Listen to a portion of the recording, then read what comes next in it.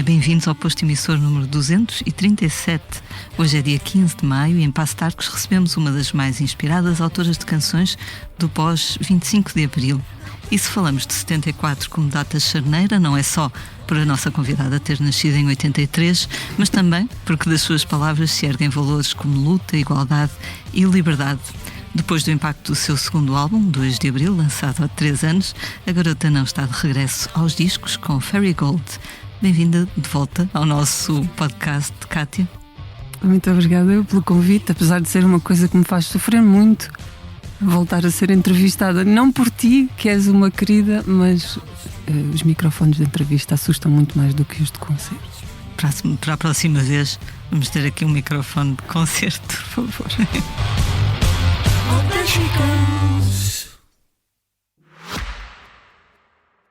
O que lhe vamos dizer é música para os seus ouvidos.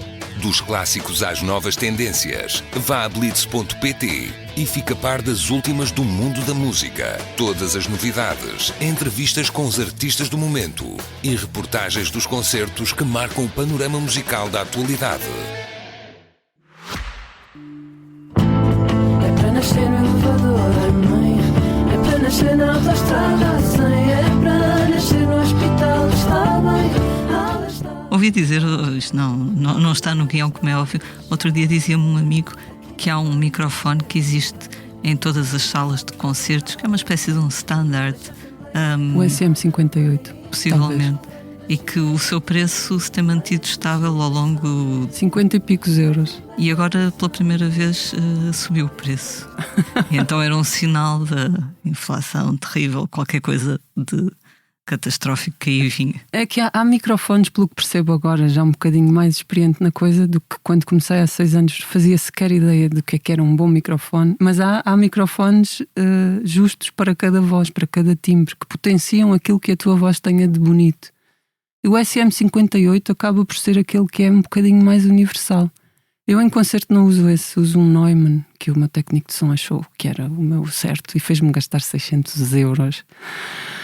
Sem eu saber ler nem escrever, mas este SM58, que é aquele que eu até usei em muitas gravações muitos anos antes de ser a garota não, é bom para quase todas as vozes e para ambientes pequenos, fechados ou até para salas abertas, salas públicas de, sei lá, festivais. Também há muita gente que usa SM58 em festivais. E é muito bonito que seja um preço muito acessível. É como aqueles dadores de sangue que podem dar a toda a gente, não é? O dador de sangue é o SM58. Eu tenho um e levo-o sempre comigo nos concertos porque já me aconteceu o Neumann, o caro Neumann, me falhar e depois temos lá o SM58 que salva sempre a festa. E porquê é que o Neumann é o indicado para a tua voz? O que é que ele potencia ali?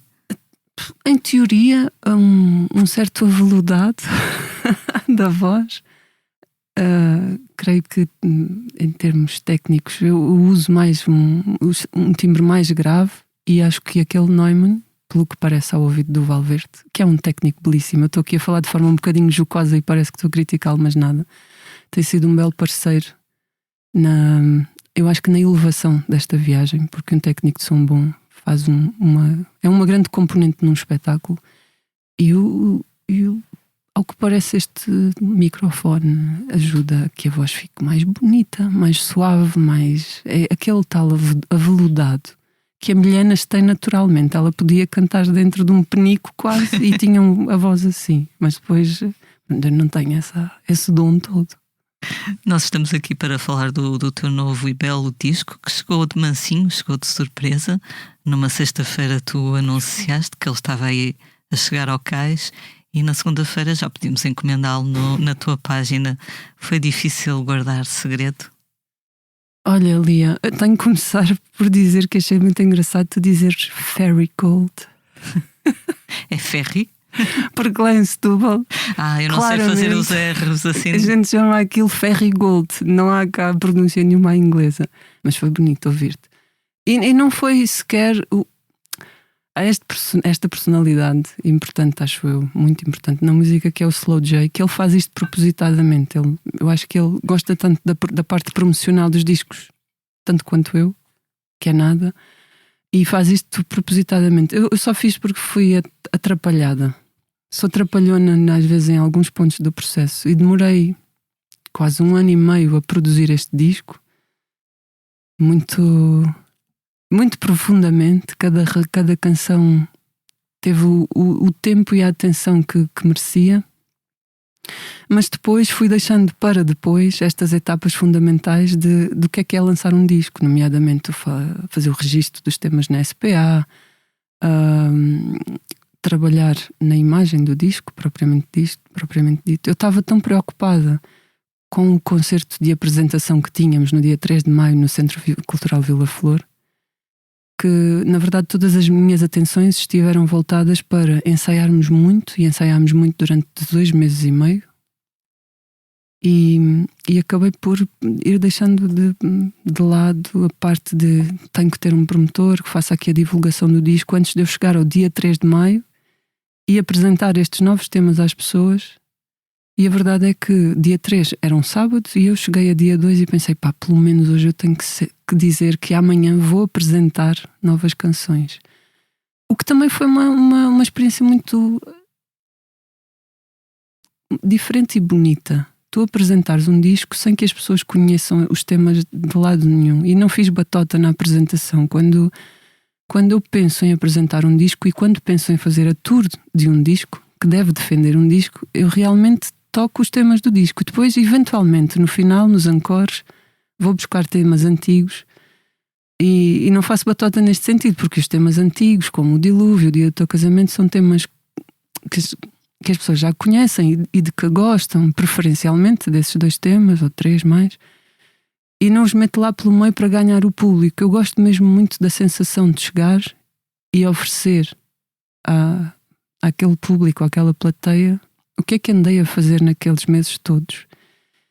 E experimentar, também eu, na verdade, enquanto público, porque eu dou, enquanto artista, e o público recebe, e o público também me dá, então eu também sou a plateia do público, no sentido da reação do público, não é? E arrepia-me muitas vezes, outras vezes faz-me sentir que aquela música ainda precisa de crescer um bocadinho mais, em termos de apresentação pública. No CD elas tiveram o lugar que tiveram e nós editamos o disco e no dia ainda estamos com certas dúvidas do caminho de algumas canções, mas nos concertos eu vou sentindo que posso ir melhorando. No disco já está, não posso como, mas na estrada a gente vai melhorando mesmo. O disco 2 de Abril cresceu muito desde o momento em que o lancei, enquanto disco, enquanto trabalho feito, gravado, e depois tudo aquilo que conta muito com os contributos. Muitas vezes conta com o contributo do público, porque percebemos que podia ter mais uma volta a determinado refrão, ou voltarmos ao verso de alguma forma, porque se sente que as pessoas quase que ficaram ali um bocadinho expectantes, à beira de uma expectativa, exato. Outras porque o Diogo na bateria, no 15º ensaio para um outro espetáculo qualquer, ele sente, e se aqui fizéssemos assim, ou o Sérgio, ou eu, e os temas vão sendo transformados em alguma coisa que é,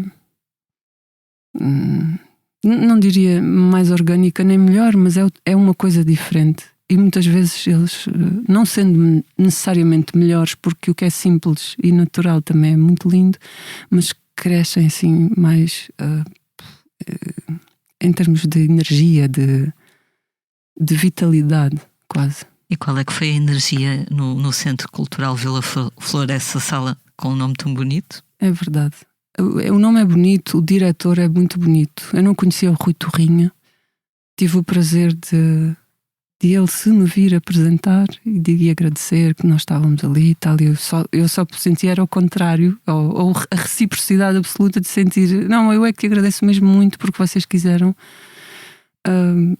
que este espetáculo tivesse início aqui. Gosto muito da ideia de descentralizar as apresentações e não cair no lugar comum de Lisboa, Porto, tanto que o 2 de Abril também já tinha sido em Coimbra, que não é de toda a minha casa, não tenho um público formado em Coimbra, não tenho tradições culturais e sociais com Coimbra, portanto é um território desconhecido, tal como era Guimarães, e fomos muito bem acolhidos em Guimarães, não só pelos habitantes de Guimarães, mas foram muitos Senti que tive ali muitos adeptos de Lisboa, de Setúbal, que foi uma caravana de lá para Guimarães, do Porto, de várias terras, de vários concelhos, que ali sentiam que tinham que me quase que me dar assim um acalanto. Por ser o primeiro concerto desta nova vida. Eu sinto logo que sou uma grande mimada. Eu sou uma artista muito mimada. Eu tenho uma base pequena de fãs, mas aqueles que tenho são verdadeiramente calorosos, generosos, na forma como entregam um aplauso, como pós-concerto também me entregam as suas histórias, relacionadas muitas vezes com as histórias que eu conto durante os concertos ou com as canções. E foi um espetáculo muito bonito. Tocámos o disco tem 19 canções, mas na verdade tocámos 16 das 19, porque às tantas estava muito extenso e eu senti que tinha que criar um bloco de 2, 3 canções que vão sendo substituídas. Faço genericamente o alinhamento igual, que é outra coisa que eu quis fazer diferente do 2 de Abril, porque era uma grande esquizofrenia, porque eu muitas vezes, ou quase sempre, fazia um alinhamento completamente diferente em cada espetáculo. Até para me facilitar a narrativa. Eu detesto estar num espetáculo e contar sempre as mesmas histórias, falar sempre do mesmo motivo. Então vou tentando fazer aqui uma conversa diferente em cada espetáculo. Mas neste espetáculo eu queria muito, e como criei os vídeos, de cada canção é acompanhada de um vídeo, eu queria que fosse uma coisa um bocadinho menos elástica. É elástica naquilo que eu digo entre canções, ainda assim, mas o alinhamento é um bocadinho mais estruturado, menos maluco. Ao menos ao sabor daquele dia, porque naquele dia não me apetecia tocar aquele e outro tema, o que é muito bom, mas também desarma as pessoas que estão comigo, porque muitas vezes sentem, mas já não ensaiamos isso há não sei quanto tempo. Mas bora lá, isto não tem nada que saber, já tocámos isto não sei quantas vezes. Mas percebo que também o meu lugar de conforto, no sentido de poder mudar sempre, é um lugar de desconforto para os outros, porque o meu mudar sempre também deixa os outros num sítio mais movediço, né? E entretanto perdi-me na resposta. A energia que recebeste. Foi. Pronto. E tocámos os 16 temas seguidos do Ferry Gold. E acho que foi muito bonito. As reações aos vídeos que foram passando, que foram muito trabalhados. São vídeos muito simples, não pretendem de maneira nenhuma ser uma transcrição do que é a música, porque nem queria que fossem vídeos distrativos em relação à música. Quero sempre que a música seja o elemento fundamental, mas que haja outros elementos, e essencialmente queria muito que fossem elementos de beleza, da pessoa estar num espetáculo com um som que a convoque e que ao mesmo tempo lhe pudesse trazer beleza ao dia. Então cada vídeo, que são vídeos muito minimalistas, com muito pouco movimento, muitas vezes na verdade é só um plano quase parado que vai em close-up, e nos quer mostrar de forma mais objetiva ou mais poética algum elemento particular. Achei que foi uma feliz concretização do Pedro Semedo, que é sempre o rapaz que me faz os telediscos. Também foi uma coisa muito discutida e negociada com ele, cada conceito de cada vídeo, porque muitas vezes a visão ou a audição dele de cada canção transporta para lugares que não são exatamente aqueles que me são os universos de cada canção, de cada poema, não? Então é sempre, cada coisa que faço com o Pedro é sempre uma coisa muito discutida e muito acesa, muitas vezes. Então essa parte foi muito bem recebida, senti. E musicalmente levámos um elemento a mais, que é na verdade a estrutura que eu queria levar em estrada neste Ferry Gold, nesta tour. Porque normalmente era só eu, o Diogo e o Sérgio, ali um triângulo de bateria. O Sérgio toca guitarra e baixo com o pé, e eu canto essencialmente e toco umas canções, mas como o disco tinha levado tantas harmonias de voz, tantas camadas, e toquei muitos teclados no disco também, coisa que depois não consigo fazer ao vivo, porque tocar teclados, eu não sou uma teclista, não sou uma pianista de todo, eu só faço coisas, a maior parte delas por curiosidade ou por intuição. E tocar e cantar ao mesmo tempo não me é uma tarefa muito fácil. Então e como já tinha tido um convidado no disco, que é o João Mota, ele tinha gravado já várias vozes em várias canções, eu pensei, era muito bom eu na estrada, e para evitar que usássemos backing tracks, como já tínhamos usado noutras situações, mas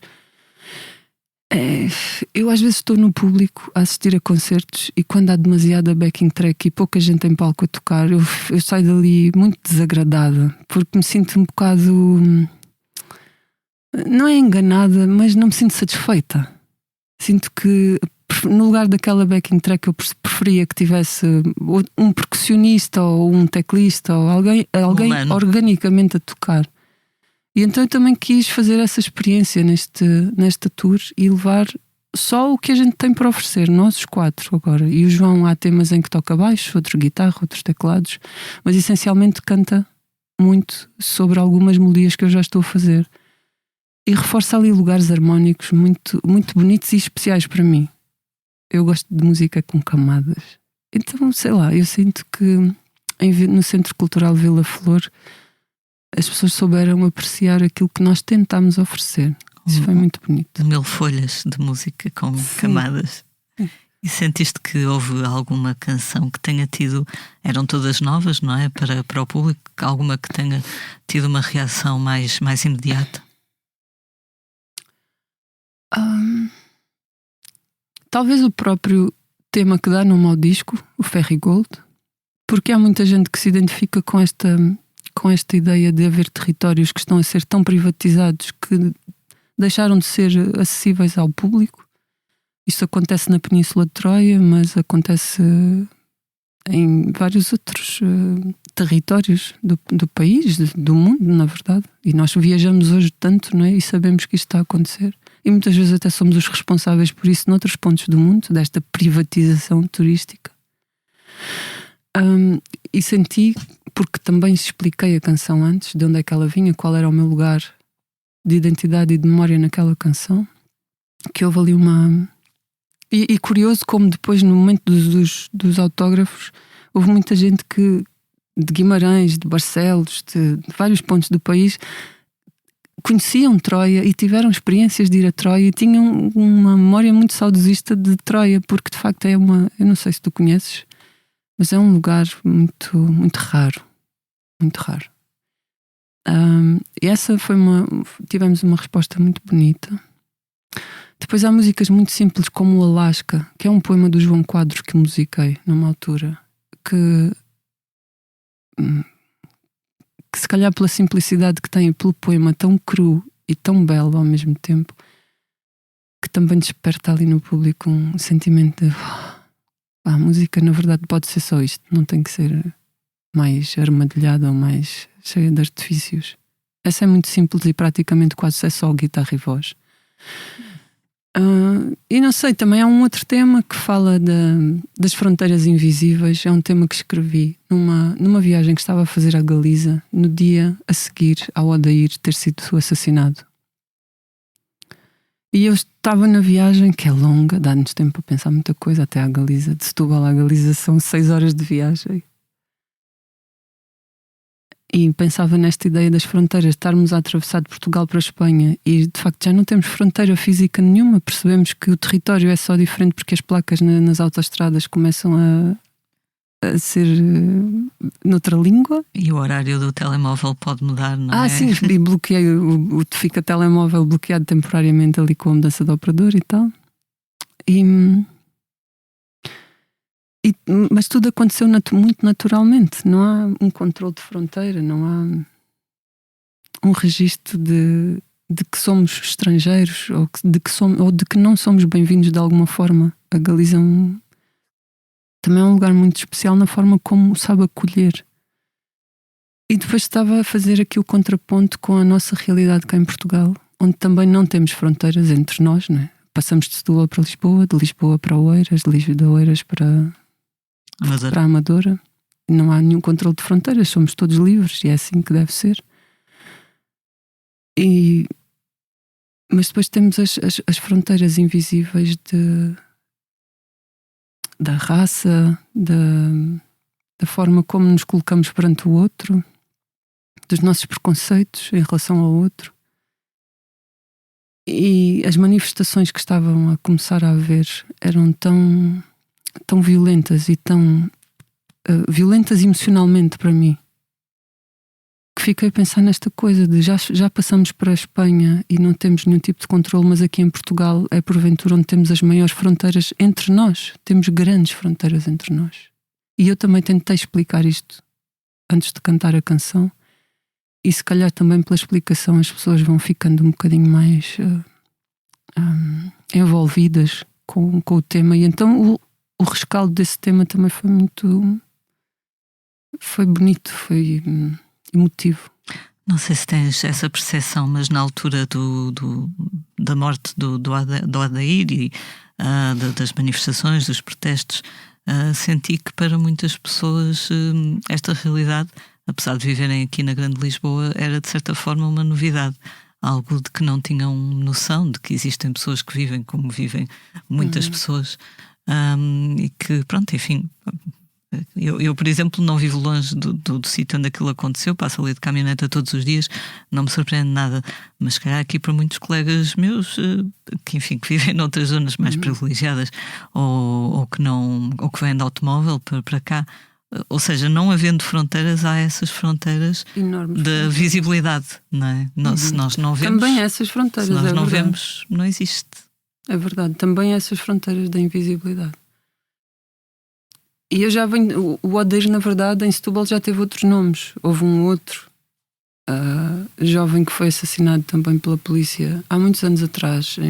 Agora não se pode dizer há muitos anos atrás, não é? Há muitos anos ou há anos atrás? Sim, mas podes. Há muitos anos. Que foi assassinado num daqueles bairros que é um bairro, na verdade, tão vulgar em Setúbal, em qualquer parte de Setúbal, não precisa de ser ali na zona, onde há a maior concentração da habitação pública, que era o Tony. E eu era muito miúda nessa altura, estava no início da minha adolescência, mas lembro-me disso me marcar muito, porque as manifestações depois na Bela Vista foram um bocadinho mais acesas e queimavam-se caixotes de lixo, quer dizer, mais acesas é isto, não é? Mais acesas são em França, não é? Eles lá vai tudo à frente.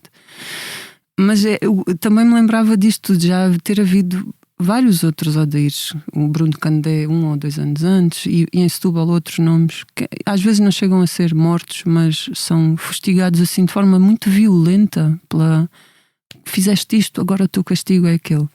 E é importante a gente não se deixar também influenciar pela ideia de mas o Adair já tinha um cadastro qualquer, já tinha cometido um crime, e então, e depois? E o que é que isto significa em termos de um atentado à vida dessa pessoa? Como é que uma coisa pode despoltar a outra, forçosamente? Porque se é o crime pelo crime de a venda de drogas assim, na esquina, que são coisas tão miseráveis, né? São crimes tão miseráveis. Depois temos...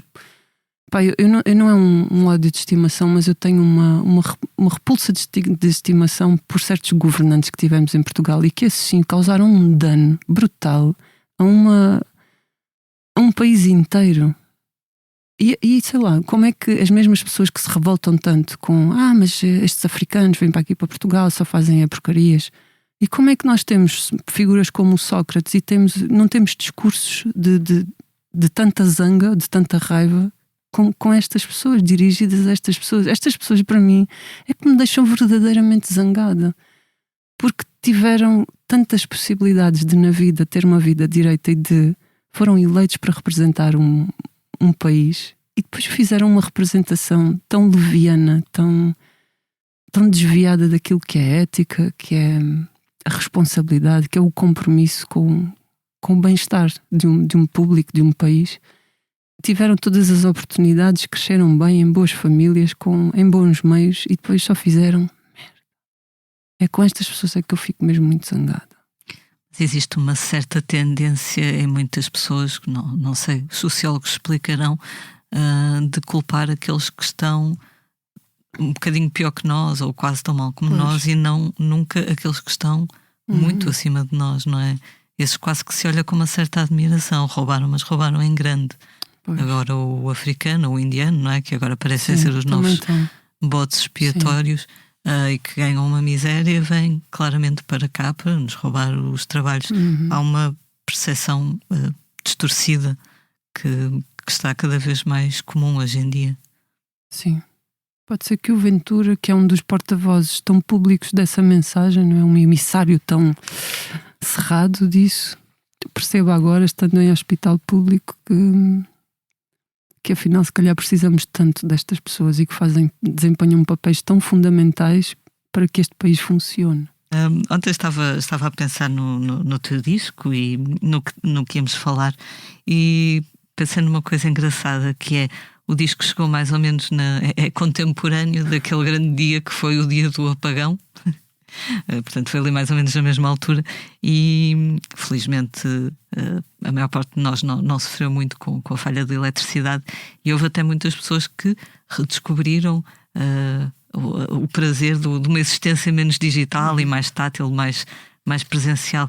Então comecei a pensar que este disco, tu fazes sempre discos grandes, objetos lindíssimos, é também um disco para ouvir com tempo, se calhar com uma velinha em vez da luz ou da distração do telemóvel, não é?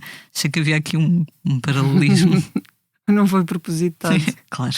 Eu acho que faço discos longos porque eu gosto de ouvir discos longos. Não tem que ter muitas faixas, às vezes têm só faixas mais longas que as minhas, que na verdade são raras as faixas que passam dos 4 a 5 minutos. E se calhar por isso precisam de ser muitas. Mas eu nem sequer faço isso propositadamente. Faço até sentir que, olha, esta aqui também é desta família, esta também pertence a este lugar. Porque ter músicas feitas, tenho muitas, e intuitivamente, não é uma coisa racional, eu não as convoco para: tu não vens para este disco, para este lugar, tu vais ficar ainda aí. Ou outras que estão aqui na cabeça e que eu podia ter feito com que elas nascessem, e podia tê-las colocado aí, mas não senti que eram. Gosto de coisas com tempo. E gosto muito das coisas, e isso foi propositado, e tenho sido questionada a respeito do: então, mas qual é que é o single? Porque eu não lancei um single, eu lancei o disco. Disse: mas este disco não tem um single. O disco tem um título e há uma música com esse título, e se calhar é mais chamativa por isso, mas nem é que ela tenha que ser o timoneiro dessa viagem. Sinto que eu gostava muito que as pessoas ouvissem o disco na totalidade, e cada uma destas pessoas que tenha a paciência, a bondade de o ouvir, que queira descobrir o que estas canções, o que cada uma destas canções tem para dar, ou se tem alguma coisa para dar. Eu acho que o single é uma coisa muito pessoal, e acho muito injusta esta forma de nós chamarmos à luz da total atenção.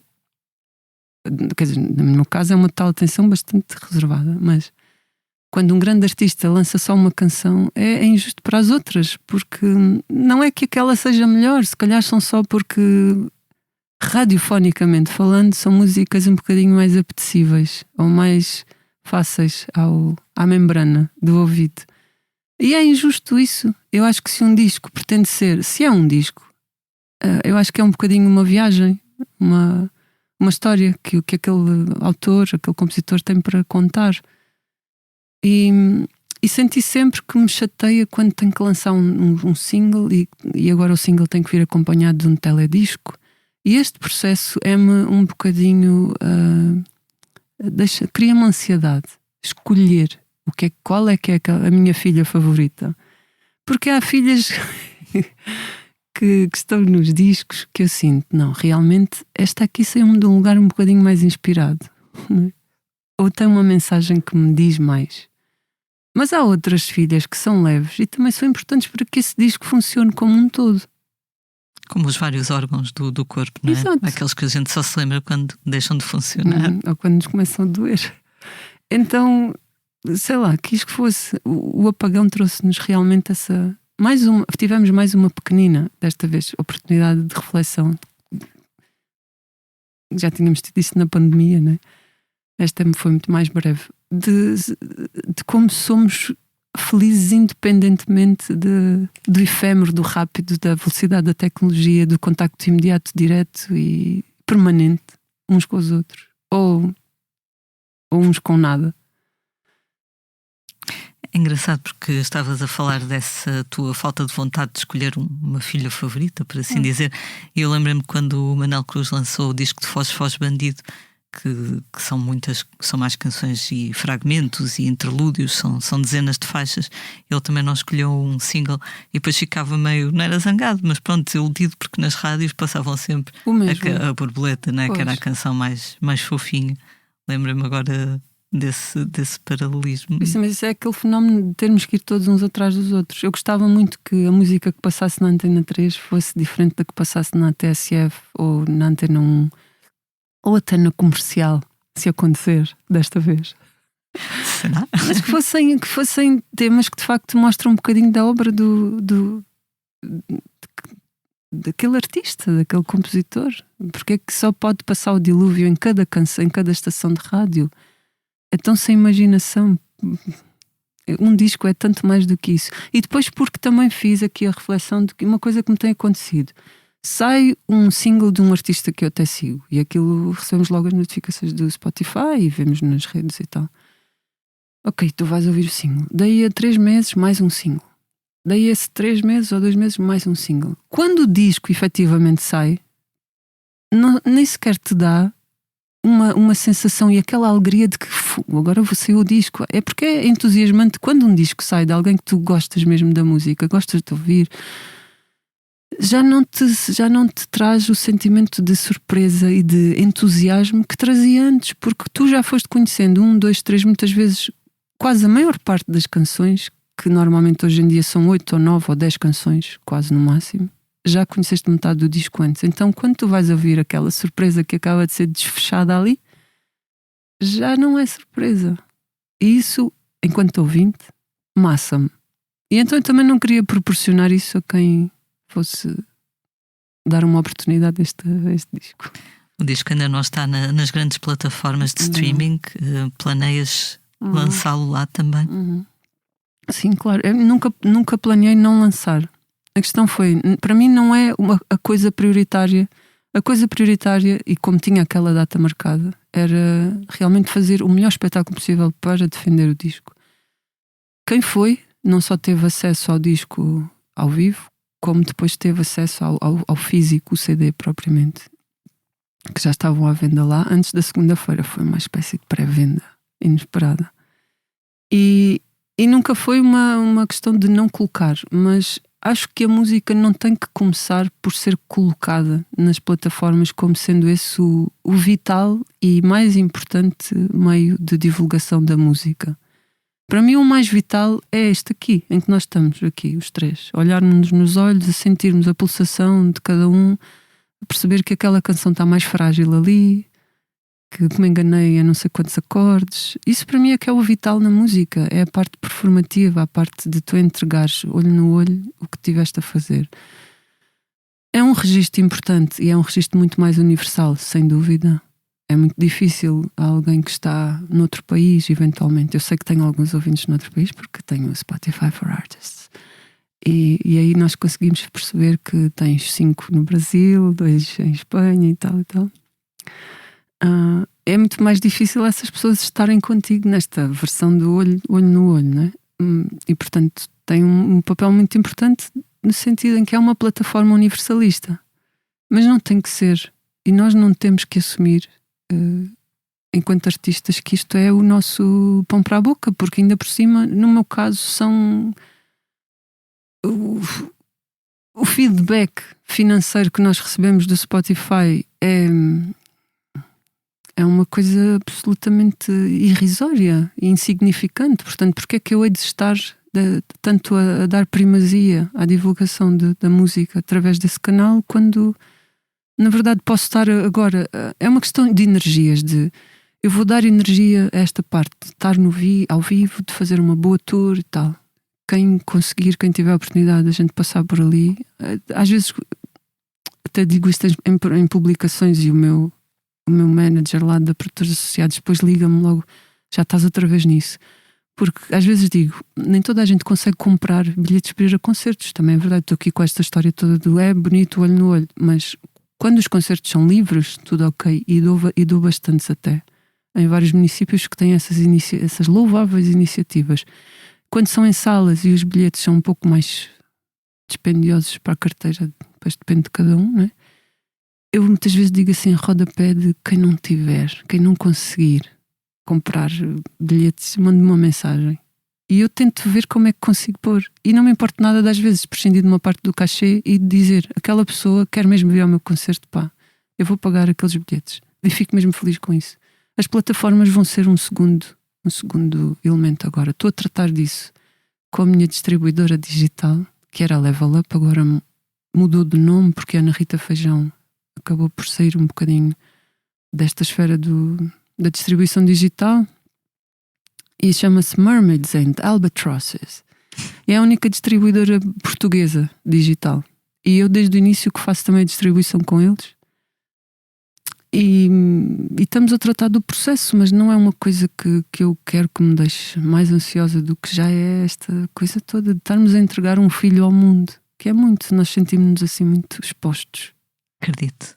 Conheço algumas pessoas, alguns amigos que foram ao concerto de Guimarães e depois começaram a partilhar, enfim, ainda não há links do YouTube ou do Spotify, mas às vezes partilhavam letras das canções que estavam a gostar mais.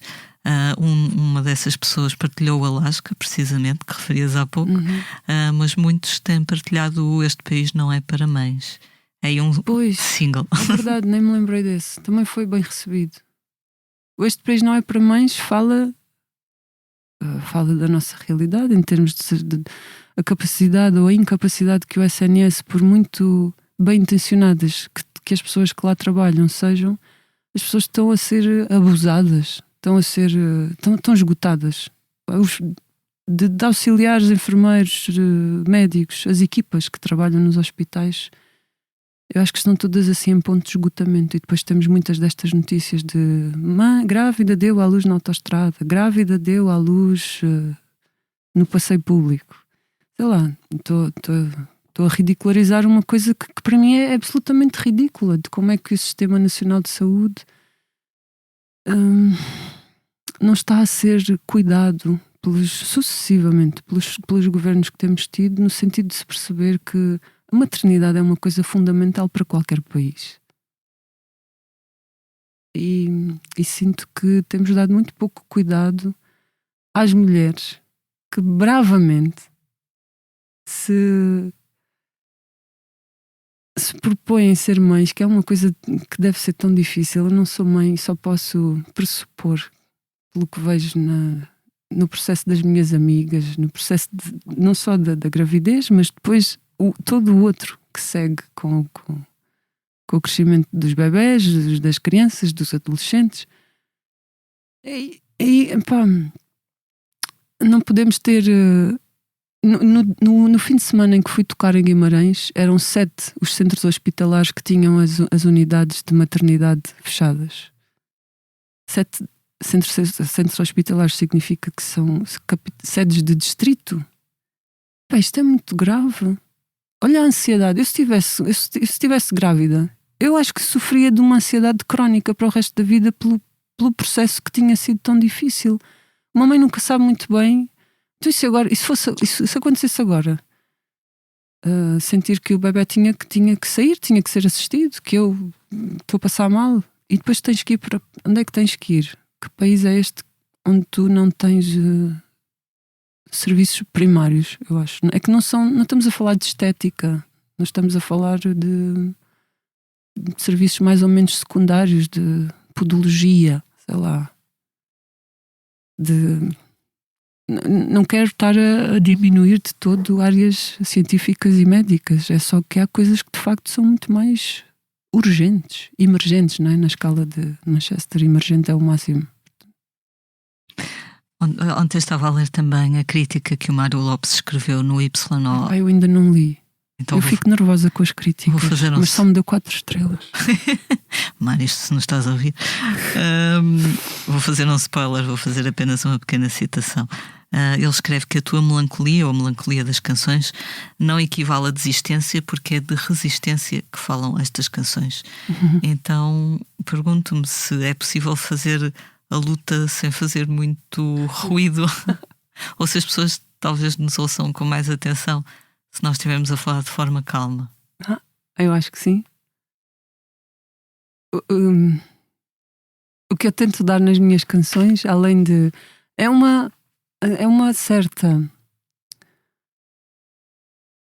certo espicaçar para não aceitação, mas é também essa a intenção de ser pelo positivo e de nunca nos pormos no lugar de os outros é que fazem assim, e estamos sempre a apontar. Há muitas músicas, e o hip-hop tem muito isto, de te centrar enquanto artista num lugar de moral e de ética, e depois estar sempre a apontar o dedo ao outro, porque o outro é que está errado, o outro está no sistema, está na falha. E eu tento muito que as minhas músicas não sejam isso, até porque na verdade em termos humanos e de participação cidadã eu não me coloco muito no lugar de quem está de fora e de quem está bem, porque esse é um péssimo ponto de partida para tu criares no outro um sentido de empatia em relação àquilo que tu estás a tentar ganhar. E o que é que eu estou a tentar ganhar? Na verdade, quando falo nesse tema de...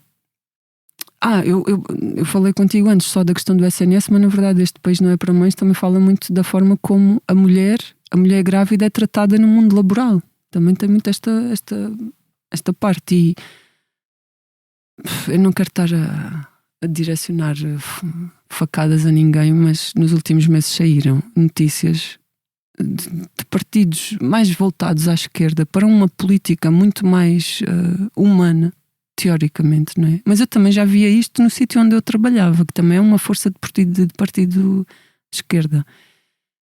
Não vou estar a citar partidos, mas acho que fica óbvia a leitura.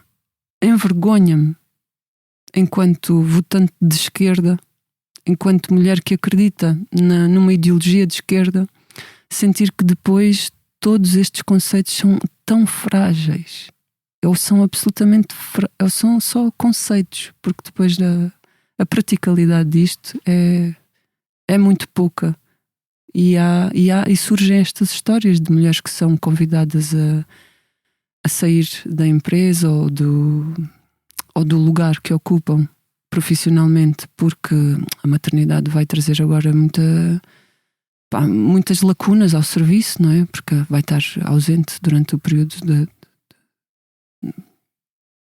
da licença de maternidade. Obrigada pela ajuda, da licença. Ou porque depois as crianças ficam sistematicamente doentes e as mulheres são sempre os piquetes de serviço, não é? Então, sei lá, o que eu tento fazer é que a gente, enquanto coletivo, enquanto lugar social que é um grupo de pessoas, que a gente tente transformar isto com muita empatia, e a chamar com muita empatia, mas também com muito vigor, a chamar à responsabilidade quem está nestes lugares de decisão, quem está à frente destas entidades, destas instituições, destas empresas. Não podemos deixar que isto simplesmente vá passando. E ok, houve aquela grande polémica agora com o Bloco, e depois de repente já nada mais se passa, e de repente somos todos defensores dos direitos das mulheres novamente. Aquilo foi só um episódio triste. Isto não pode acontecer. Eu li numa entrevista tua à revista Máxima, onde dizias que os portugueses gostam de ir a manifestações, vão, protestam, levam mensagens bonitas, cartazes bonitos, mas que depois não passa muito isso, e que somos pouco guerreiros enquanto no nosso ativismo, por assim dizer. Somos muito pouco. Eu até estou um bocado zangada, porque em Setúbal estamos a viver esta questão da privatização ordinária da Península de Troia. E não é só questão de nos estarem a segregar neste lado da margem do Rio Sado, que é o que está a acontecer. Estamos todos, Seixal, Almada, Sesimbra, tudo o que são concelhos ali abaixo da linha do Tejo, ou a norte da linha do Sado, né? É mais fácil geograficamente pensar agora assim. que faziam. Estamos a falar de muitas pessoas que não têm capacidade financeira de ir passar férias no estrangeiro. A Península de Troia era o paraíso daquelas famílias. Era ali que as pessoas passavam a semana ou os 15 dias de férias. E agora ficámos absolutamente impedidos de que isto aconteça, porque os preços dos transportes Do ferry. públicos, deste ferry do catamarã, quer dizer, só são atingíveis se formos à praia uma vez por mês, e mesmo assim estamos a falar de uma família com 4 elementos, as pessoas pagam quase 50 euros para ir à praia um dia. Está quase tão mal quanto ir ao cinema em Portugal. E estou zangada porque, de facto, sinto que as pessoas falam no café e agora, e o preço do ferry, mas efetivamente ninguém se manifesta por isso. Quando houve uma petição importante no sentido de se tentar pôr a viagem de ferry que liga de Setúbal, o cais de Setúbal ao cais de Troia, que esta viagem fosse integrada naquele passo navegante que alberga aqui uma série de concelhos, que vai a Lisboa, Oeiras. Eu creio que vai de Mafra até Setúbal. Pois, é um território gigante. Tem uma extensão muito significativa. Exato, e eu tentei ser uma das porta-vozes desta petição que tentava que a passagem fosse integrada no passo navegante, mas quase que tinha que estar a mendigar para as pessoas irem assinar a petição e fazerem o processo até ao fim, porque dá imenso trabalho para assinar uma petição. E nem sequer estamos só a falar então das pessoas que querem ter um destino digno para ir passar uns dias de férias ou de... Aquilo fazia parte da nossa vida. Eu cresci e enquanto adulta durante muito tempo era o lugar onde eu sabia que ia encontrar ali um bem-estar, porque de facto em termos de sistemas, de ecossistemas naturais, é uma riqueza, e até isso está a ser tudo ameaçado, porque as dunas estão a ser terraplanadas, todos aqueles ecossistemas estão a ser postos em grande causa, e a terraplanagem das dunas faz com que em muito breve trecho haja o perigo do mar se estender muito mais para a terra e ficarmos sem aquelas costas, como já acontece em tantos outros pontos do país que foram avassalados pela pressão urbanística, e estamos a permitir que isto tudo aconteça. É muito estranho, porque aquele planeamento urbanístico vem da década de 60, Estado Novo. Havia aqui uma vénia muito grande ao capital internacional e queria-se muito conquistar este capital, e então já há construção na península desde a década de 60 e também foi uma coisa muito violenta para o território na altura. Mas bem ou mal, Setubalenses, Seixal, Moita, Montijo, todos estes territórios ali à volta, as pessoas podiam atravessar porque eram bilhetes a baixíssimos preços e toda a gente conseguia. Então havia uma espécie de coexistência entre o interesse imobiliário e internacional e turístico de luxo, de topo, mas havia uma forma de fazer coabitar isto com a vida da população local. E hoje em dia há uma segregação completa e as pessoas não se manifestam. Por isso é que também, se calhar, a pensar nisso, eu disse essa resposta na máxima. Chateia-me muito que a gente não, nem para uma petição. E estamos ali todos na fila do catamarã, do ferry, pagámos 8 euros e tal para fazer uma viagem, e estamos ali todos muito bem caladinhos, muito bem comportados. Como é que ninguém faz um assalto a um catamarã?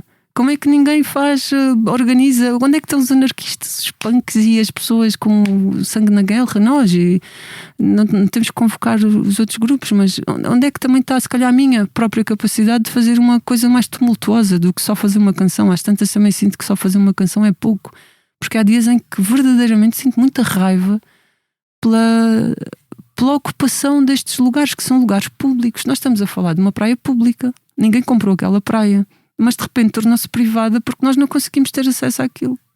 Há praias que já estão à venda, nomeadamente a minha Troia, por assim dizer, que é a Ilha de Tavira. No ano passado o Expresso publicou uma notícia, não compreendi muito bem a parte legal da coisa, mas a ilha estava à venda. E como é que pode ser? E é assim, nem tenho palavras para descrever o que me faz sentir. É um ecossistema muito delicado, muito protegido, que até agora tem escapado. E pronto, há todo tipo de construção, não há lá construção, não é? Há lá só os bichinhos da ilha Formosa, os camaleões. E, enfim, depois não se voltou a falar disso, talvez não tenha havido comprador. E a Ria Formosa tem a maior concentração. Lembro-me de ler isto uma vez numa National Geographic, há uns anos, no centro de saúde, enquanto esperava pela consulta, que estava lá magicamente uma National Geographic à minha espera, que tem a maior concentração de cavalos marinhos do mundo. É um ecossistema riquíssimo. Não só de cavalos marinhos, mas de uma outra fauna e flora riquíssimas. E a gente permite que isso aconteça. Estás a ver disso que eu estou a falar? Sim. Tu obviamente tens esta verve não necessariamente interventiva, mas de expor, de apontar, de uma tendência realista, digamos assim, que não se vê muito na música feita em Portugal atualmente. Eu lembro-me da Capicua, que também é muito assertiva nas críticas e na exposição que faz. Então depois dei por mim a pensar que é curioso e talvez um bom sinal que duas das vozes mais ativas e mais eloquentes sejam de mulheres nascidas depois do 25 de Abril. Acontece. Eu tenho a ideia que a Capicua é até mais nova que eu. Eu sou de 83, eu acho que ela é ainda um bocadinho mais cedo. E sou uma admiradora muito confessa da Capicua. Já lhe disse várias vezes, devíamos fazer uma canção. Seria um grande prazer. É uma mulher admirável, além de uma artista admirável, é uma mulher com facas na língua.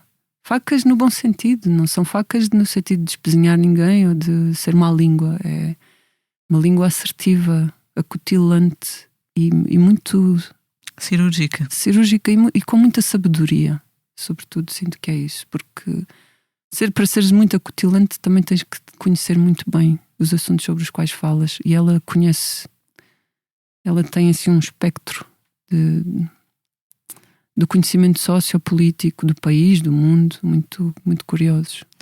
No teu renovado site tens uma pequena biografia muito bonita, muito sucinta, mas assim visual, achei uma biografia visual, onde dizes que nasceste no Hospital São Bernardo, numa família com muitas nódoas negras, mas uma família amável e interessada.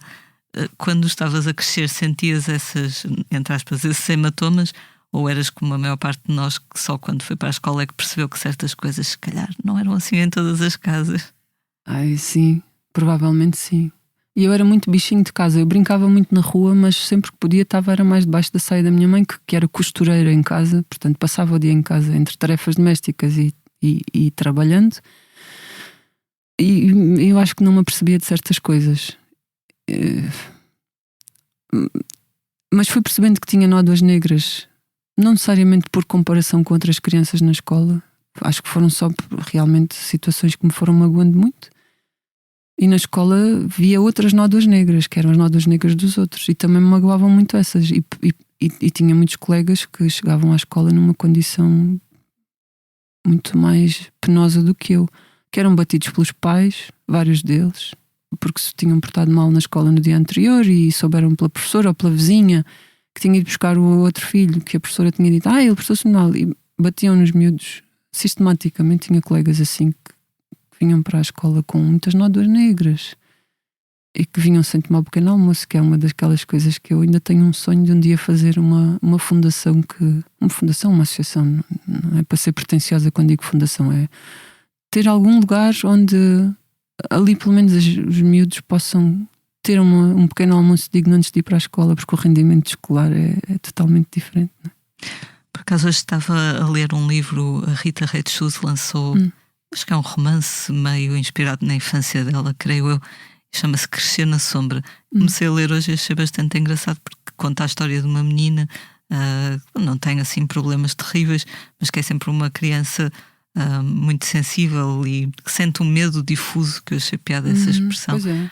E como é muito observadora, depois também acaba por captar os problemas dos outros miúdos. Então estou a gostar da leitura, porque acho que mostra aquilo que nós sabemos, não é? Que a infância não é necessariamente sempre um mar de rosas. Mesmo no meu caso nunca tive grandes problemas, mas há crianças talvez com uma sensibilidade diferente, não sei. E às vezes pode ser um lugar um bocadinho escuro ser criança. Pode. E em casa assistimos a muitos filmes que chegamos a adultos, damos-lhes a carga certa, mas já aquilo em criança nos incomodou muito, ou nos fez chorar, ou nos fez ir para o quarto chorar, porque não sabíamos descodificar aquilo, mas sabíamos que não estava a ser certo. E coisas que interiorizamos, não é? E só mais tarde é que percebemos que são a fonte de algum tipo de Sim, falávamos comportamento. disso antes, né? Antes de começarmos a gravar, sobre a importância de irmos lá atrás curar essas crianças pequenas. Dar colo à nossa versão pequenina, Sim, não é? sim.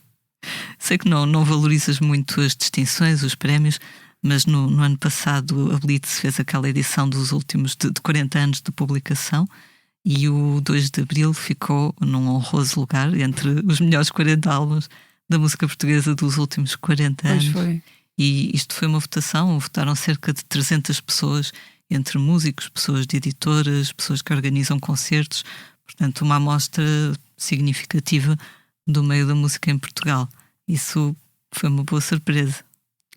Foi. Eu acho sempre que fazer esses rankings deixa de fora muitos discos e muitos projetos que têm muito valor. Não é uma coisa que me envaideça. Fico contente por ter sido lembrada no meio de tanta coisa que se produz, né? De tantos discos que são editados por ano, de tantas estéticas diferentes. Fico contente por ser tida em conta, pronto. Mas também fico meio sem jeito para falar sobre isso, porque não quero nada parecer vaidosa ou arrogante a dizer eu acho que sim, acho que é muito merecido. Não faço ideia se é merecido estar aí. Sei só que a mim foi um disco que me significou muito na composição, sobretudo na libertação de muitos demónios e na conversa sobre temas que me são muito caros. O disco 2 de Abril tinha isso. Eu achei significativo porque penso que é mais ou menos comum neste tipo de eleições as pessoas lembrarem-se, sei lá, no caso dos anos em que começaram a ouvir música, que no caso seria anos 80, anos 90, e era um disco recente. Eu estava agora aqui a tentar passar a lista na minha cabeça.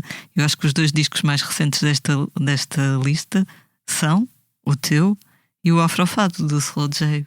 Portanto, há aqui o lobby pesado. de Setúbal. Setúbal é pesado. Sim. Exatamente. E por falar em eleições, estamos a poucos dias de umas novas eleições antecipadas. Este regresso às urnas deixa-te mais ansiosa ou entusiasmada? Nem sei descrever-te bem o sentimento que tenho em relação a isto. Acho só que este país merece ser tratado com mais respeito e mais compromisso. E tenho muita pena que não haja quase uma responsabilização entre aquilo que se diz nos períodos eleitorais e naquilo que tem que se cumprir enquanto as legislaturas estão a acontecer. Tenho muita pena que haja um desligamento, muitas vezes quase total, entre a promessa dada, porque no fundo quando uma pessoa vai à televisão e está a dizer nós temos esta, aquela e outra medida, e depois durante 4 anos, muitas vezes, este governo agora não teve essa oportunidade a longo prazo, mas 4 anos, 8 anos e não se cumpre nada. Eu acho que em termos de devia haver aqui uma relação jurídica entre aquilo que se fala, aquilo que se defende inicialmente e o que se cumpre depois. E quem não cumpre devia ser chamado à fala, à conversa, a um tribunal público e jurídico. Isto devia ser muito mais sério. Sinto que se fala com muita leviandade. Eu não assisti a todos os debates, mas a muitos dos que assisti sinto que se fala levianamente. E a política tem que ser uma coisa muito mais séria do que isso. Estamos a falar de assumir o comando da educação, da cultura, da saúde, do território. Estamos a falar de assumir muitos comandos que serão fundamentais na vida do país, nesse presente e sobretudo no futuro próximo e não tão próximo que se desenha. Mas sinto que se está a fazer política como quem se faz uma brincadeira de rua. É isso que eu sinto enquanto cidadã. Tem também a ver, se calhar, com aquela falta de ativismo da nossa parte, não é? Estará tudo ligado, ou de falta de exigência, ou de intervenção, não sei. Pois, e não sei, mas em sentido inverso, ao mesmo tempo que há uma espécie de desligamento, não é? de uma intervenção mais cerrada, há também um escrutínio quase doentio e que depois nos mete a falar de assuntos que na verdade não são os assuntos fundamentais para a vida do país, e sobre esses toda a gente quase fala, e fala-se na paragem, fala-se no autocarro, fala-se no restaurante, fala-se na esplanada, fala-se na espera das finanças, fala-se na espera do hospital, e sobre esses assuntos eu queria dizer mesmo um palavrão mais a sério, há bocado disse assim sobre esses assuntos, eu estou a chamar-lhes menores, mas a minha vontade é dizer outra coisa. Fala-se demasiado sobre essas pequenas novelas ou folhetins, não é? Estamos com as nossas na coisa náutica. Eu tirei o curso de patrão local, e na cena náutica diz o azimuth. Quando tu tens uma direção, quando tens um rumo, é o azimuth, e nós estamos com os azimuths todos baralhados. Precisamos de um GPS mais Sim. afinado. Deste uma entrevista ao site Rimas e Batidas, onde disseste que nos concertos, quando vês as pessoas a cantar as tuas músicas, sentes que somos muitos a cantar, somos muitos a querer um país diferente. Isso é uma boa sensação, não é? Sentir que nós estamos sozinhos. Pelo menos, falando por mim, às vezes quando leio os comentários, algo que aqui o meu camarada sonoplasta, João Marim, também é meu cúmplice nesse péssimo hábito, nós sentimos que vivemos numa distopia em que todas as pessoas são terríveis, não é? Mas depois, se calhar, vamos a um concerto teu, ou um concerto do Sérgio Godinho, e sentimos, não, há mais pessoas que pensam como nós, que sentem como nós. Felizmente sim. Eu não digo que aquilo é quase assim uma congregação espiritual, mas muitas vezes sinto que é isso. Que há uma série de pessoas que se encontram em torno de uma canção, porque verdadeiramente tem aquela crença, tem essa defesa, Eu acho que Este País Não É Para Mães vai ser uma canção que, agora não, porque quase ninguém a conhece, mas acho que pode ser uma canção sobre a qual homens e mulheres se juntem para cantar em torno. Sinto-me bem com isso, de ser um elemento que faz parte disso. Acredito que vai acontecer.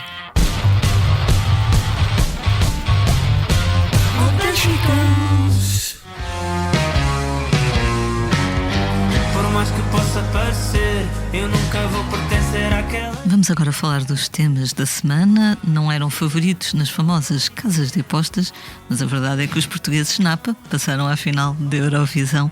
Vão tocar em Basileia, na Suíça, no próximo sábado. Este é o 5º ano consecutivo em que Portugal se consegue classificar para a final da Eurovisão, e é engraçado, pronto, nem sempre os comentários do YouTube são uma coisa tóxica. Aliás, no YouTube é um dos poucos espaços onde a coisa não descamba para a lixeira nuclear. E no meu, às vezes. No teu já descambou. Tens que ir lá dar uma limpeza. Mas é engraçado ver os comentários à Eurovisão, porque nós na Eurovisão nós somos os índios da coisa. Então há muitas pessoas de outros países que nos elogiam por levarmos sempre coisas diferentes, coisas sem fireworks, menos como diria espalhafado. o Salvador. É o nosso truque, pelos vistos. Vista a canção de Portugal na Eurovisão. Ouvi, curiosamente, na Madeira. Porque fui à Madeira passar uns dias no final de... Achava eu que tinha acabado de produzir o disco, afinal não tinha, porque depois ainda lá na Madeira pensei, não, mas aquelas canções de tal, aquela e tal. E ouvi lá, e acho que é uma canção muito bem conseguida e que fala de facto de uma realidade que é sentida por muita gente. Eu acho que quando a música nos diz respeito, está tudo certo com ela. E que no fundo uma sensação que todos nós podemos já ter tido em certa altura, não é? Porque estávamos longe de casa a estudar ou a trabalhar. Eu não tive essa sensação porque estudei em Lisboa e fazia a ida volta todos os dias. Mas tive muitos colegas nessa situação. E até não alunos, mas já falei, e até já comecei a escrever uma vez uma canção que depois nunca cheguei a acabar bem como queria, que falava sobre esse processo, mas em relação aos professores. Essa falta de casa, não é? E de se sentirem tão deslocados, não só na escola, que lhes tinha caído em sorte muitas vezes, mas também porque era uma cidade a 500 km de... Onde depois tem que viver em quartos, muitas vezes. Sim, porque os ordenados de professores não dão para pagar as casas nem no Algarve, nem em Lisboa, nem no Porto, nem em Setúbal neste momento, nem em tantas outras cidades, se calhar a maioria das cidades dos países, do país, para onde estas pessoas onde são colocadas. E os NAPA também convocam estas outras pessoas, não convocam só os alunos, os que estão fora a estudar, convoca todas estas pessoas, médicos, enfermeiros, que também são postos assim quase por sorteio e sem haver o cuidado de perceber um bocadinho melhor a geografia, porque se calhar muitas vezes estão a cruzar. Um professor de Faro está a vir trabalhar para Lisboa e o de Lisboa está a ser colocado em Faro. É uma coisa absolutamente fortuita. Muito pouco humano. Sim.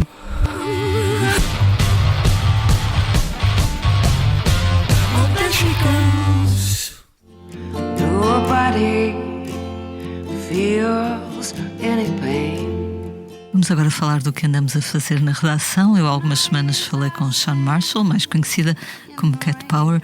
Ela volta a Portugal 29 de junho para cantar Bob Dylan no Festival Jardins do Marquês em Oeiras. As conversas com ela são sempre muito genuínas, por vezes um pouco caóticas. Ela passou talvez os primeiros 10 minutos a pedir desculpa. Isto foi por Zoom, porque estava a tentar que o miúdo, o filho dela, ela tem um filho pequeno, escolhesse os sapatos que ia vestir, ia calçar. Depois tinha um amigo lá em casa a ajudar a tratar do miúdo, mas o amigo ia sair. Então eu ouvi isto tudo durante para aí 10 minutos e depois sim, começamos a conversa. A falar um bocadinho. Sim, começamos a entrar na música até, e tinha sido só a vida a acontecer.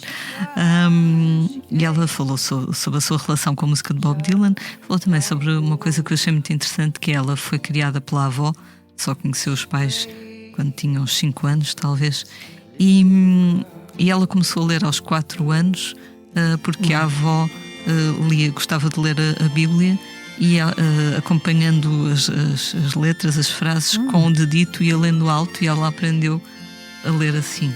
Porém, hoje em dia ela tem uma relação péssima com a religião. Ia-te só perguntar se tens alguma fé ou alguma ligação assim ao divino. O meu divino é a natureza. Adoro o Rio Sado. Eu acho que quem nasce perto do Rio Sado tem sempre essa divindade. Depois poderá ter uma secundária. E no último ano tive uma... Eu acho que tinha já esta grande apetência de trabalhar com flores, com plantas, de perceber as árvores, a comunicação das árvores debaixo da terra, como se fortalecem, potenciam, como comunicam. É muito lindo, isso é fascinante. E andei a ver uns documentários sobre isso, fiquei apaixonada. E então acho que a natureza no seu todo é a maior divindade, a maior entidade a que nós devemos responder. Também no site Blitz podem ler a entrevista que o meu colega Mário Rui Vieira fez ao Estrovante, que no próximo ano vão voltar aos palcos para concertos na Mel Arena em Lisboa, no pavilhão Rosa Mota no Porto. E nessa mesma reportagem podem ver um vídeo de uma curta atuação da banda de Luís Represas e João Gil, que estão então de volta.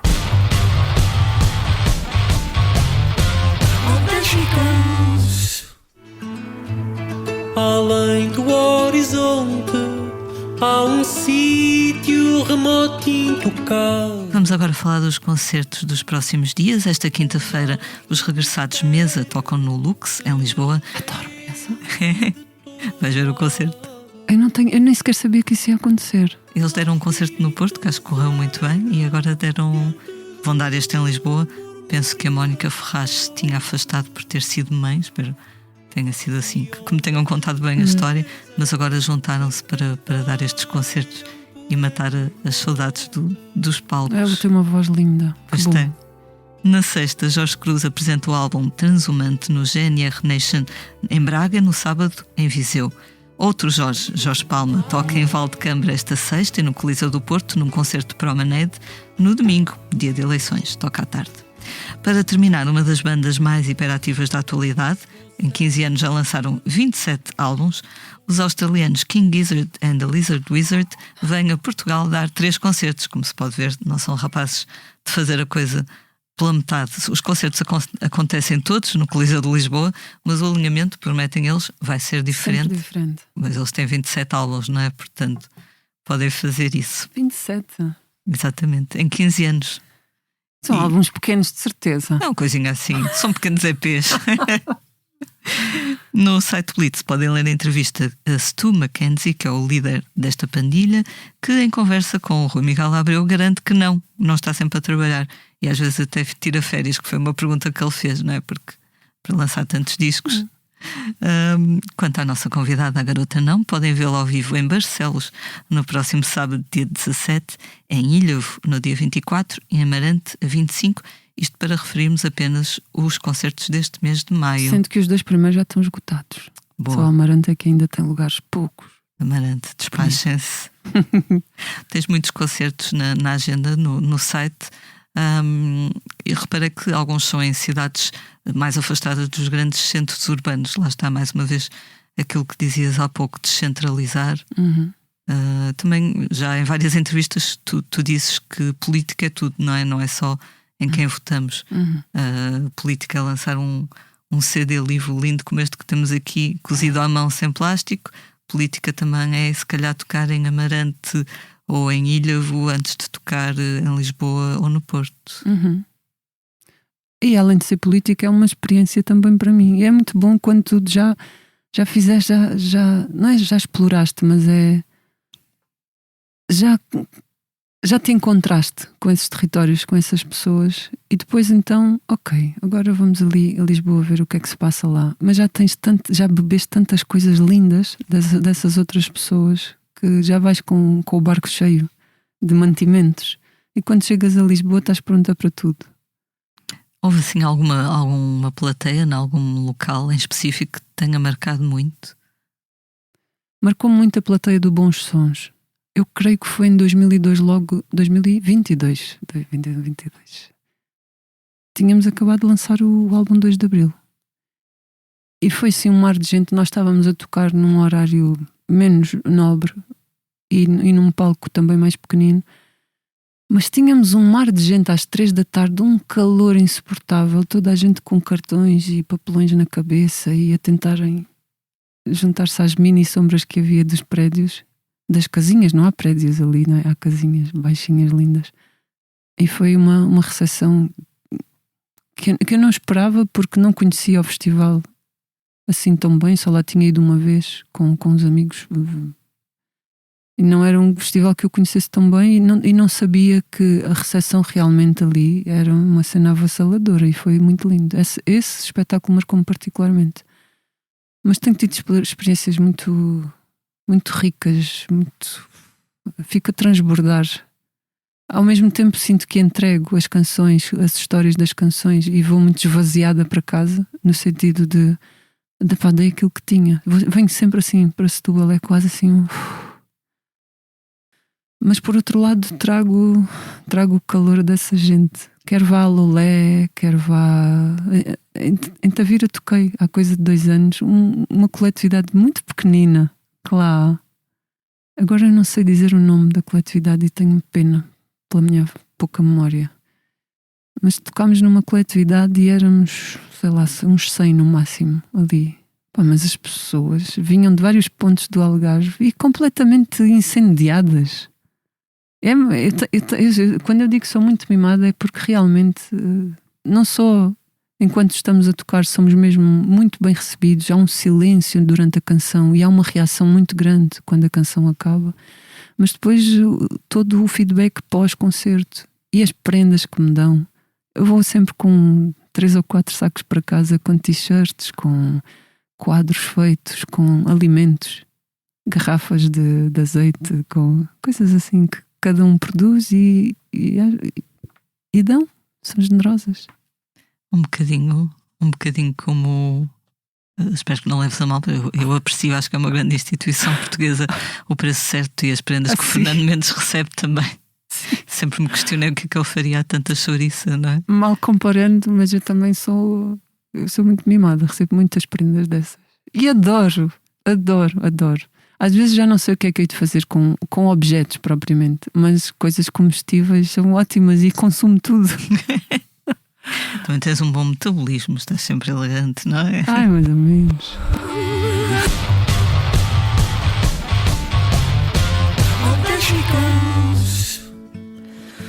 Tudo começa numa estrada que termina no Alas. Chegamos assim ao final de mais um Posto Emissor. Fica o nosso agradecimento, Cátia. Sempre um gosto de ter-te cá. Gosto muito. Obrigada por teres É difícil, mas foi bom. Obrigada por teres vindo. Eu sou a Lia Pereira. Os temas de abertura e conclusão são de Legendary Tigerman. A edição multimédia estará a cargo de João Luís Amorim. Como é hábito, vamos terminar com uma leitura.